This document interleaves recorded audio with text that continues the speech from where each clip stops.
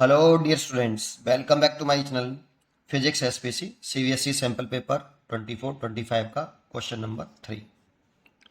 A long straight wire of circular cross section of radius A carries a steady current I. Steady current मतलब constant current. The current is uniformly, सबसे important line ये है, the current is uniformly distributed across its cross section. ये सबसे important line है बेटा इसमें. The ratio of magnitudes of the magnetic field at a point a/2 above the surface, इस पर भी ध्यान दो. ये a/2 कहाँ से है? सरफेस से है बेटा, surface of the wire to that of a point of a point a/2 below its surface. ठीक है, पहले जो इसका जो क्वेश्चन पूछा है उसका डायग्राम बना लेते हैं. मान लो हमारे पास ये एक लॉन्ग स्ट्रेट वायर है, ऐसे एक लॉन्ग स्ट्रेट वायर है हमारे पास जिसकी रेडियस ये वाली ए है और इसमें करंट फ्लो कर रही है यूनिफॉर्मली. ये इसकी एक्सेस है वायर की. अब कह रहा है हमसे कहाँ पर मैग्नेटिक फील्ड का मैग्नीट्यूड पूछा, at a point a/2 above the surface. तो ये सरफेस हो गया वायर का सरफेस. इससे a/2, इससे a/2 मान लो P1, इस पर यहाँ से ये दूरी दे रखी है a/2. इस पॉइंट पर magnetic field B1, P1 point पर, और a point a/2 blow it surface, surface से a/2 नीचे. दैट मीन्स यहाँ पर ये P2 पॉइंट हो गया. इस पॉइंट पर मैग्नेटिक फील्ड B2 है ना. ये हमसे पूछा है कि B1 और B2 का रेशियो कितना होगा. ठीक है, अब थोड़े सा पहले फॉर्मूले पे बात कर लेते हैं. इसके फॉर्मूले हमें डायरेक्टली लर्न होने चाहिए, और किस तरह से लर्न होने चाहिए वो जरा समझते हैं. ये एम्पलीट्यूड लॉ से ड्राइव होकर आते हैं फॉर्मूले. ठीक है, जैसे हमारे पास एक ये लॉन्ग इन्फिनिटी स्ट्रेट वायर है, सॉलिड वायर बेटा, हॉलो नहीं है. ठीक है, सॉलिड है, तभी तो करंट इसके एरिया क्रॉस सेक्शन में यूनिफॉर्म डिस्ट्रीब्यूट होगी. ठीक है, तो ये आपका एक, इसकी रेडियस यहाँ पे एज रखी है, चलो मैं कैपिटल आर मान लेता हूँ. ठीक है, और ये इसकी एक्सेस है, ये इसकी एक्सेस, और इसमें करंट, इस किसमें, एरिया क्रॉस सेक्शन में करंट यूनिफॉर्मली डिस्ट्रीब्यूट है. The current is uniformly distributed across its cross section. तो क्रॉस सेक्शनल एरिया ये हो गया बेटा इसका. इसमें करंट आई यूनिफॉर्मली डिस्ट्रीब्यूट है, तो करंट इस क्रॉस सेक्शनल एरिया में कुछ इस तरह से डिस्ट्रीब्यूट है बेटा, ऐसे. ये सब मिला के टोटल करंट आई है बेटा, ऐसे. ये क्योंकि ये सब मिला के टोटल करंट कितनी है, आई. ठीक है नहीं, इस पूरे क्रॉस सेक्शनल एरिया में. तो आप ऐसे लिख सकते हो, current density J is current density is equal to current upon area होता है, कितने एरिया में करंट डिस्ट्रीब्यूट है इस क्रॉस सेक्शनल एरिया में. तो इसका एरिया कितना हुआ, पाई आर स्क्वायर. तो आई बटे पाई आर स्क्वायर. यूनिफॉर्मली डिस्ट्रीब्यूट है तो ऐसा लिख सकते हैं, सबसे पहली बात. अब 3 पॉइंटों पर मैग्नेटिक फील्ड पूछता है. ये इसकी एक्सेस है बेटा, एक आउटसाइड, इस P पॉइंट पर पूछ रहा है, P1 पॉइंट लिख देता हूँ. तो एक्सेस से डिस्टेंस लेते हैं बेटा, कहाँ से लेते हैं, एक्सेस से डिस्टेंस लेंगे. एक्सेस से ये स्मॉल आर होता है, एक्सेस से आउटसाइड पॉइंट तक की. पहले हम आउटसाइड निकाल रहे हैं.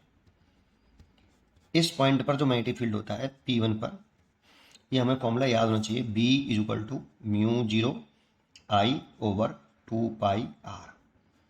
और आर कहाँ से है, एक्सेस से लेके इस पॉइंट तक की, आउटसाइड पॉइंट तक की डिस्टेंस है. तो यहाँ पे स्मॉल आर कैपिटल आर से बड़ा है. देखो ये कैपिटल आर था, तो ये डिस्टेंस बड़ी है इस डिस्टेंस से. अच्छा, कुछ बच्चों को यहाँ ये फॉर्मूला ऐसे याद होता है, B बराबर μ0 upon 4 pi 2I upon are. ये एक ही बात है बेटा, यहाँ से 2 से 2 कैंसिल कर दो, ये आ जाएगा. कुछ बच्चों को ऐसे याद होता है, तो ये दोनों एक ही बात है, आउटसाइड के लिए इतना. अच्छा, सरफेस पर करते तो सरफेस पर बस केवल यहाँ कैपिटल आर आ जाएगा, यहाँ पे कैपिटल आर आ जाएगा, 0I upon 2 pi capital R. Inside important होता है, इनसाइड मतलब इसके अंदर, एक्सेस से स्मॉल आर दूरी पर, इस वाले पॉइंट पर P2 इनसाइड. तो स्मॉल आर देखो, अब ये डिस्टेंस इस कैपिटल आर से छोटी हो गई, small R less than capital R. तो इस वाले पॉइंट पर b इज इक्वल टू होता है म्यू 0 j/2 स्मॉल r, ये होता है। और j की वैल्यू ये थी, ये रही, ये याद करो। और j की वैल्यू अलग से याद रखो कि करंट जो है I, ये पूरा जो करंट है I, ये सब मिला के करंट जो I है वो इस एरिया क्रॉस सेक्शन में यूनिफॉर्मली डिस्ट्रीब्यूट है, इसलिए J बराबर current upon area cross section होता है पाई आर स्क्वायर। चाहो तो इस फॉर्मूले में पुट कर सकते हो आप J की वैल्यू, याद मैं ये करता हूँ, J बराबर म्यू 0 अपॉन 2 और J की value I upon pi R square into small R, ऐसे ये वाला फॉर्मूला याद करना चाहिए। ये ऐसे ऐसे ही याद होना चाहिए आपको। अच्छा, बहुत से बच्चों को ये क्या होता है कि इसमें 2 का ऊपर नीचे मल्टीप्लाई करके करते हैं। कैसे? b is equal to mu 0 upon 2 का ऊपर नीचे मल्टीप्लाई कर लेंगे तो 4 पाई हो जाएगा। देखो ये वाला 2 पाई 4 पाई हो जाएगा और नीचे 2i कैपिटल आर स्क्वायर और स्मॉल आर। ये कुछ बच्चों को ये फॉर्मूला याद होता है। मैं तो सलाह दूंगा आपको ये याद होना चाहिए, कुछ नहीं। जे की वैल्यू आप पुट कर लो i upon pi R square. ठीक है, स्मॉल आर कौन सी डिस्टेंस है उस पर ध्यान दो, कैपिटल आर कौन सी डिस्टेंस है, इसकी रेडियस है। बस हो गया क्वेश्चन। अब करते हैं, आपको डायरेक्टली फॉर्मूले, 2 फॉर्मूले याद करिए, एक ये वाला और एक ये वाला। तो देखो इसने कहा है कि करंट आई यूनिफॉर्म डिस्ट्रीब्यूट है, तो मैं इसमें इस एरिया क्रॉस सेक्शन में, इस वाले एरिया क्रॉस सेक्शन में करंट यूनिफॉर्म डिस्ट्रीब्यूट है। तो करंट इस तरह से फ्लो कर रही है, मान लो कि ये करंट आपकी इस तरह से फ्लो कर रही है, ये सॉरी बाहर नहीं, यहाँ, ये सब मिला के टोटल करंट आई है। कितने एरिया में डिस्ट्रीब्यूट है? इतने एरिया क्रॉस सेक्शन से में यूनिफॉर्म डिस्ट्रीब्यूट है, इसीलिए J बराबर लिख सकते हैं current upon area cross section कितना होगा इसका, रेडियस a है तो पाई a स्क्वायर। ये अब P1 पॉइंट पे निकालना है, तो देखो P पॉइंट पे निकालना है तो हम कहाँ से डिस्टेंस लेते हैं, इसकी एक्सेस लेते हैं, एक्सेस से। तो ये डिस्टेंस हो गई इसकी स्मॉल आर बेटा। तो आउटसाइड P1 पर स्मॉल आर हो गया। सोचो ये रेडियस कितनी है, ये वाली, ये a है और ये वाली a/2 है, तो स्मॉल आर हो गया a plus a/2, that means 3a/2।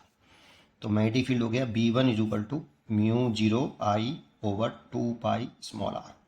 Outside है ना, तो mu 0 I upon 2 pi, R की वैल्यू हो गई 3a/2, 2 से 2 कैंसिल कर दो, तो B1 आ गया mu 0 I upon 3 pi a।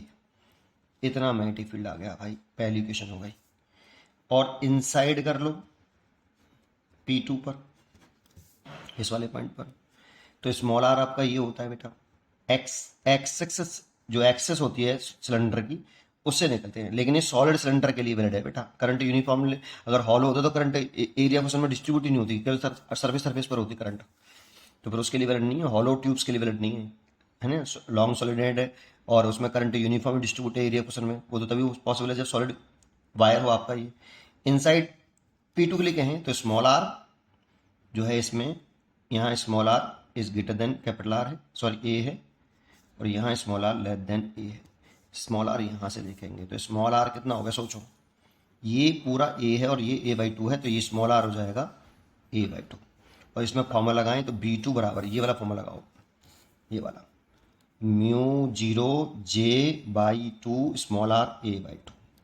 लेकिन यहाँ j की वैल्यू पुट करनी पड़ेगी, तो ये मैंने यहाँ पे लिख रखे है, तो j की वैल्यू पुट कर दो, तो म्यू 0/4 हो गया, देखो ये म्यू 0/4, और j की वैल्यू पुट कर दी मैंने I upon pi a square into a, एक a से a कट गया, तो B2 हो गया mu 0 I upon 4 pi a। ठीक है, ये B2 आ गया आपका, ये क्वेश्चन नंबर 2।